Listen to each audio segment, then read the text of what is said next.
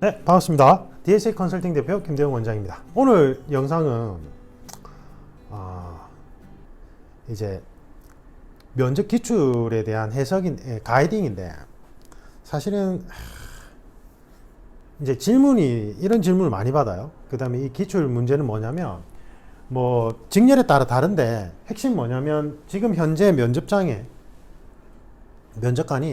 오늘 면접장에 오는 도중 또는 오늘 면접장에 오는 도중에 무슨 또는 어떤 감정 또는 어떤 마음가짐이었냐고 물어볼 수가 있어요. 이제 그런 질문에 대해서 이제 저한테 질문하신 거는 이게 어떤 의도인가요? 면접관의 어떤 의도인가요? 이 질문이었어요. 근데 제가 면접관의 의도를 여러분들은 알 수 없댔죠. 그래서 면접관의 의도를 파악하려고 하지 말라고 했어요. 면접관의 의도를 파악해서 이렇게 답변하세요 라는 거는 다 비전문가고 초능력자가 아닌 이상 면접관의 의도를 알 수가 없어요. 그리고 면접관의 의도를 알려고 하는 것 자체가 선입견을 제공시켜 버려요. 무슨 말이냐면 이런 거예요. 이제 제 단짝 친구가 의대 교수인데, 이제 제가 전에 한번 혼난 적이 있어요. 이 친구한테. 어떻게 혼이 났냐면, 이제 요즘에는 인터넷이 하도 발달돼 있고 뭐 이렇게 정보를 쉽게 접할 수 있잖아요. 그래서 제가 무슨 증상이 나타나서 내가 인터넷에서 웹 서칭을 해봤어. 그러니까 이런 병의 증상인 거예요.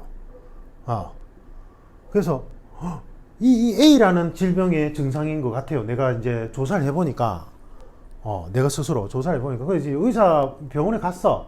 근데 나는 내심 이러한 질병을 염두에 두고 의사분들이 질문할 때 이제 문진을 하잖아요. 문진해서 어디가 아프세요? 어떻게 아팠어요? 얼마나 아팠어요? 할 때 나는 이 질병을 염두에 두고 여기에 대해서 답을 하는 거예요. 근데 이렇게 해버리면 의사분들이 여기에 대해서 오진을 할 수밖에 없대요. 친구가 그렇게 되게 뭐라 하더라고요. 왜냐하면 네가 이 의사도 아니고 일반인들이 의학 지식이 전무한 일반인들이 자기가 어설프게 지식을 찾아보고 어설프게 이 질병이 A 질병이라는 단정하에 의사의 질문에 대해서 그냥 의사가 질문하면 그 답을 하면 되는데, 너는 벌써 머릿속에 A라는 질병을 염두에 두고 의사의 질문에 대해서 답을 하니까 의사가 이렇게 오진을 하게끔 유도하는 형태를 가질 수밖에 없다 이거예요. 이해가 되세요 이게? 제가 이걸 예로 많이 들어드리거든요. 그러니까 면접관의 의도는 알 수가 없어요. 여러분들이 당사자가 아닌 이상 어떻게 의도를 알 수 있어요? 초능력자가 아닌 이상. 근데 여러분들이 면접관이 이게 무슨 의도가 있어서 이 질문을 했을 거야, 어떤 의도일까라고 해서 내가 그것을 추측해가지고 그것을 전제로, 내가 추측한 걸 전제로 답을 해버리면 이런 오류가 발생한다고요. 그래서 제가 앞에 이런 영상 올려드린 적 있어요. 면접관의 의도를 파악하라고 어떤 면접 강사가 그 얘기를 했다는 거예요. 제가 기함을 했어요. 그 사람은 이 심층 면접에 대해서 아무것도 모르는 거예요. 그렇게 얘기했다면. 제가 그 과학적 근거를 또 말씀을 드릴게요. 일단은 우리는 누군가의 의도를 파악할 수가 없어요. 그건 초능력자만 가능한 거예요. 추측할 수 있겠죠. 근데 이렇게 되면 내가 추측한 걸 이 의도, A라는 의도일 거야 라고 나는 내가 추측해서 그걸 전제로 깔고 답을 해버리면 면접관에게 이러한 잘못된 판단을 내릴 수밖에 없는 오류를 발생시킨다고요. 이게 이해가 되세요? 이게 좀 어려운 내용이긴 한데. 그래서 제가 뭐라고 얘기하냐면, 어떤 질문을 받았을 때 여러분들이 면접관의 의도를 어설프게 추측하거나 예단하지 말고 그냥 그 질문에 대해서 담백하게 답을 하라고 얘기해요. 그리고 그 답에 대해서 여러분들이 답변한 내용을 면접관이 판단하는 거예요. 그러니까 면접관의 판단 분야를, 판단 범위 또는 판단 요소를 여러분들이 예단하면 안 돼요. 그러면 오류가 계속 발생해요. 제가 면접 코칭할 때 이걸 되게 뭐라 하거든요. 1대1 코칭할 때. 그러니까 비전문가 분들한테 코칭을 받고 체불을 경험했던 분들이 왔을 때 제일 많이 일어나는 게 이거예요. 항상 질문에 대한 어떤 의도를 파악하려고 해. 그리고 추측을 하죠. 그 의도를 추측하고는 자기 나름대로 추측하고 거기에 맞게끔 답을 하려고 해요. 그래서 제가 그렇게 하지 말고 그냥 이 질문에 대해서 답을 하라고요. 취미생활 뭔가요? 이 질문에 대해서 진짜 취미생활 뭔지, 그리고 내가 그 취미생활을 통해서 내가 자기 조절을 어떻게 하는지 그냥 그 얘기하면 돼요. 라고 하고 있어요. 그 다음에 그래서 그 질문에 대한 답을 해야 되는데, 대신에 이런 건 있죠. 이 질문이 심층 면접 구성 원리상 무엇에 해당되는가? 이거는 돌발 질문에 해당돼요. 돌발 질문의 역할과 의미는 뭐냐면, 이거는 이제 제가 면접 강사들한테 강의하는 건데, 돌발 질문의 역할과 의미는 뭐냐면 심리적 불안정성을 야기시켜요. 인위적으로. 우리가 인위적으로 심리적 불안정성을 야기시키면 사람의 원래 본성이 나온다든지 또는 원래 본 성향이 나와요. 그리고 자기가 무의식 중에 하던 행동 패턴이 나온다고요. 그래서 심리적 불안정성을 인위적으로 야기시켜 가지고 면접에서 활용하는 기법은 돌발 질문도 있고, 그 다음에 압박 질문도 있어요.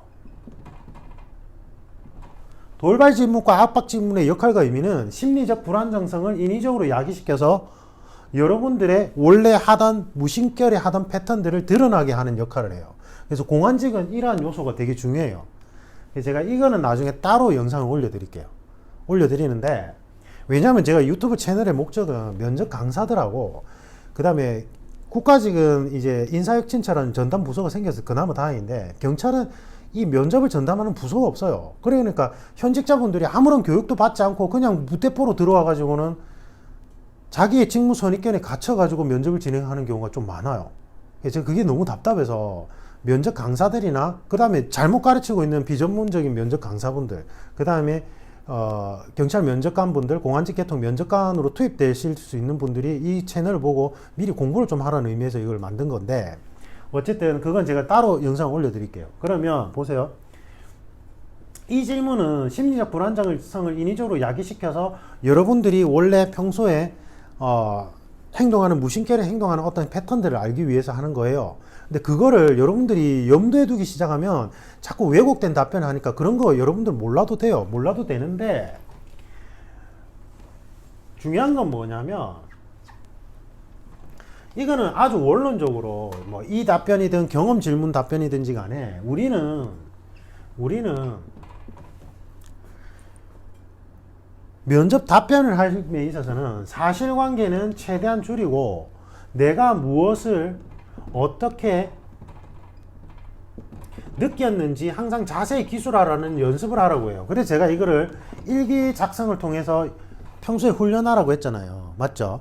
그러면 뭐든지 좋아요. 여기에 대한 답변의 형태는 사람의 가지수만큼이나 천차만별이에요.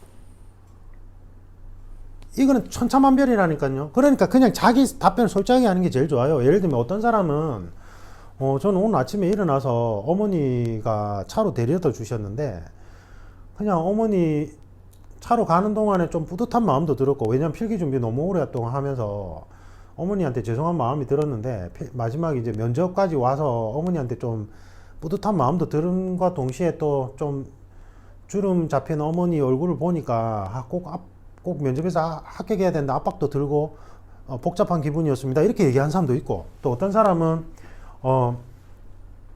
면접장에 오는 내내 제가 계속 준비했던 면접 질문들 바깥에서 어떤 준비하지 못한 질문이 나왔을 때 어떻게 답을 할지에 대해서 계속 고민한다고 머리가 터질 것 같았습니다.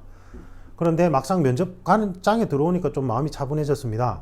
뭐든 좋아요. 이게 이제 어떤 답변의 형태는 다 나오는데, 이거를 면접관의 어떤 의도를 내가 예단하고, 면접관에 무슨 의도가 있을 거라고 추측하고 예단하는 순간 어떻게 답변이 변질되냐면 이렇게 변질돼요. 경찰 면접관이니까 아마도 이 질문의 의도는 경찰이 압박 상황에서도 얼마나 의연한 자세를 취하는지를 보려고 하는 게 아닐까. 그 비전문적인 면접 강사는 아마 분명히 그렇게 가르칠 거예요. 지금 말도 안 되는. 그리고는 그렇게 의도를 파악하는 훈련을 하세요. 이러고는 내가 생각할 때 그래, 경찰 면접관이니까 아마도 내가 어떻게 압박 상황을 잘 의연하게 대범하게 견디는지 보려고 한 걸 거야. 그러면 내가 아까 얘기했듯이 어머니 보면서 좀 안쓰럽고 내가 또 불안한 마음 그리고 복잡한 마음이 함께 들었던 게 내 원래 답안인데, 그렇게 내가 그 의도를 예단하고 추측하고는 저는 오늘 아침에 오는 동안 아주 상쾌한 기분으로 약간의 불안감은 들긴 했지만 마지막 관문이라는 생각하에 아주 즐겁고 기분 좋게 왔습니다 라고 대변해버리면 왜곡 현상이 일어나요.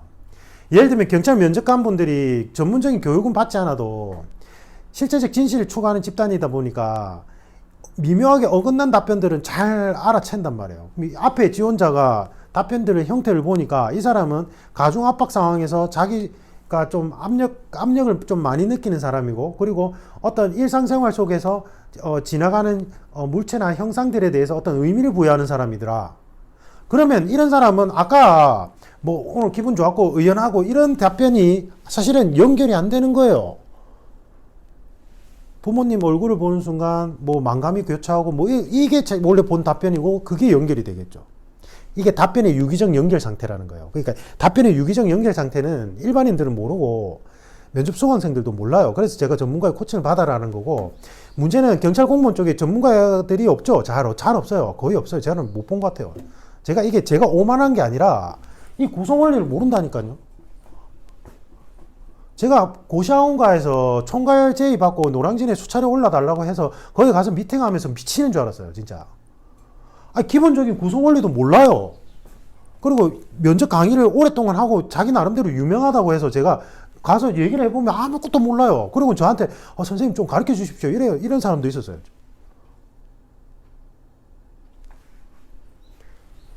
제가 지금 말한 거의 과학적 근거는 뭐냐면 이거예요. 이제 이 영상을 보면 아마 이걸 또 흉내내서 OT 때나 이럴 때 얘기할 거예요. 뭐 그거는 상관이 없긴 한데 보세요.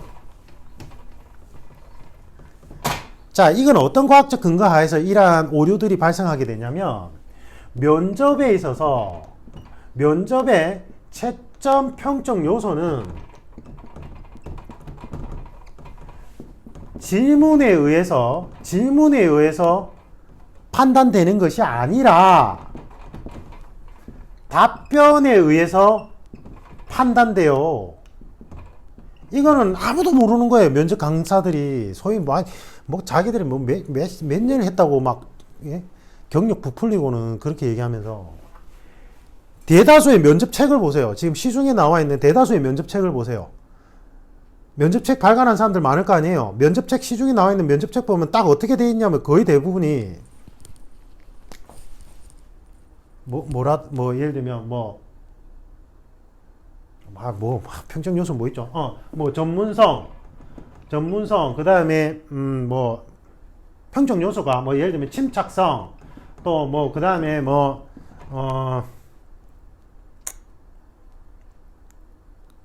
내가 이걸 안 한 지가 오래되니까 침착성, 전문성, 그 평점 요소가 있다고 칩시다. 그럼 이 평점 요소로 질문을 나눠놨어요. 대다수의 면접책을 보라니까요. 그러면 뭐라고 돼 있냐면 공직관, 그 다음에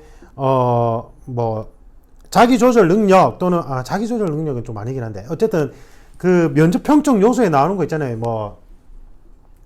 기억이 갑자기 안 나네. 그러니까 여러분들이 흔히 볼 수 있는 면접 평점 요소들 있잖아요. 그 면접 평점 요소를 적어놓고 질문을 분류해 놨다고요. 면접책들 대부분 다 그렇게 돼 있어요. 그러니까 무슨 말이냐면, 그 면접책을 적었다는 사람들이 소위 어떻게 생각하고 있냐면, 면접 채점 평점 요소는 질문에 의해서 판가름이 난다고 착각하는 거예요. 그러니까 질문의 의도를 파악하라는 헛소리를 하는 거예요.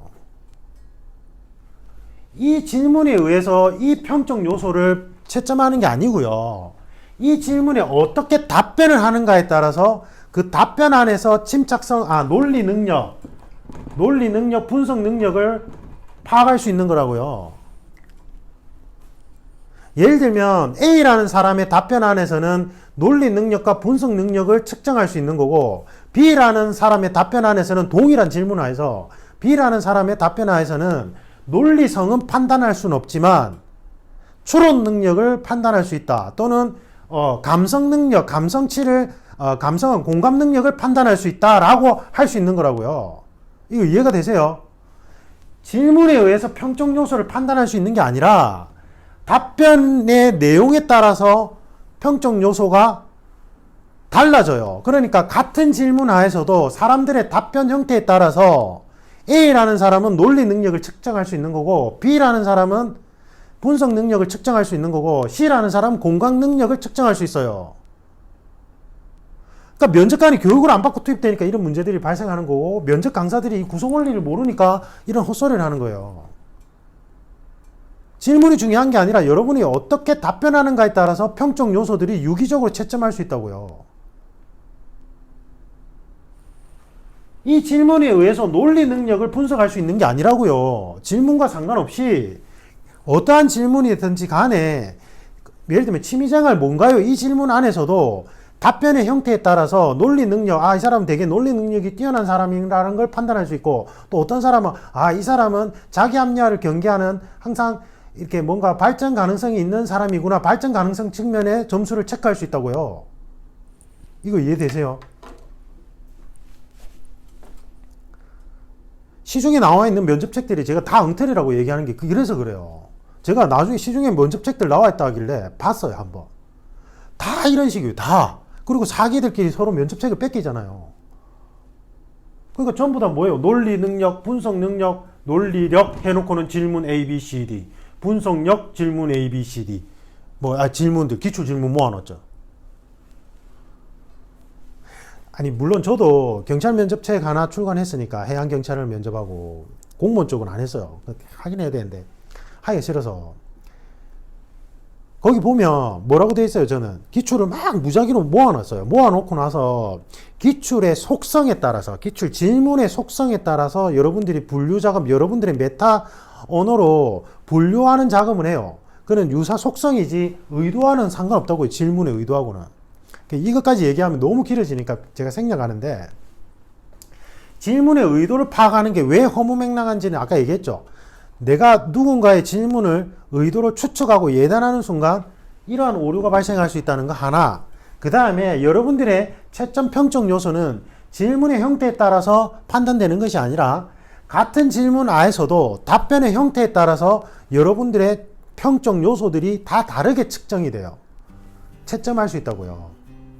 그러니까 여러분들은 그냥 그 질문에 대해서 그냥 담백하게 답만 하면 돼요. 이게 질문이 들어오셔서 수험생분들이 이 비슷한 질문을 꽤 많이 하셨어요. 꽤 많이 하셔서 제가 올려드리는 영상입니다. 이상입니다.